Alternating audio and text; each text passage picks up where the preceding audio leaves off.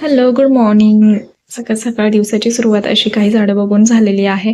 कारण की बाहेर आलं की हे झाडं, फुलं बघितली खरंच मनाला खूप प्रसन्न वाटतं. ऊन एवढं वाढलंय की सकाळ सकाळी जरी बाहेर आलं तरी सुद्धा एवढं ऊन लागतंय. त्यामुळे म्हटलं की आज आहे गुरुवार, तर उंबऱ्याला सुद्धा हळदीचं वगैरे लेपन मला करायचं होतं आणि देवघर सुद्धा क्लीन करायचं होतं. म्हणजे की देवाच्या खालचे वस्त्र वगैरे बदलायचे होते. त्यामुळे म्हटलं की देवघरातच खूप वेळ माझा जाईल.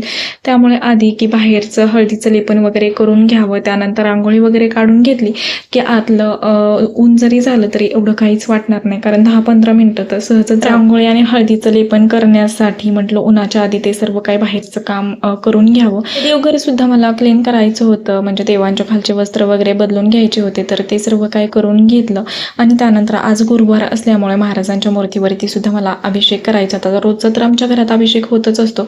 तर सर्व काही आवरलं आणि त्यानंतर जो स्वामी महाराजांना पाणी भरून ठेवलेला लोटा असतो तर तो सुद्धा मला स्वच्छ करायचा होता. त्यासाठीच मी इथं वापरते निमचं शुद्धम जेल, ज्याने आपण चांदी, पितळ आणि तांब्याची भांडे सहज असे क्लीन होतात. ह्यामुळे जर हे प्रोडक्ट हवं असेल तर वरती मी टॅग केलेला आहे आणि तुम्ही बघू शकता किती छान असं ह्यामुळे क्लीन होतं. चलो बाय.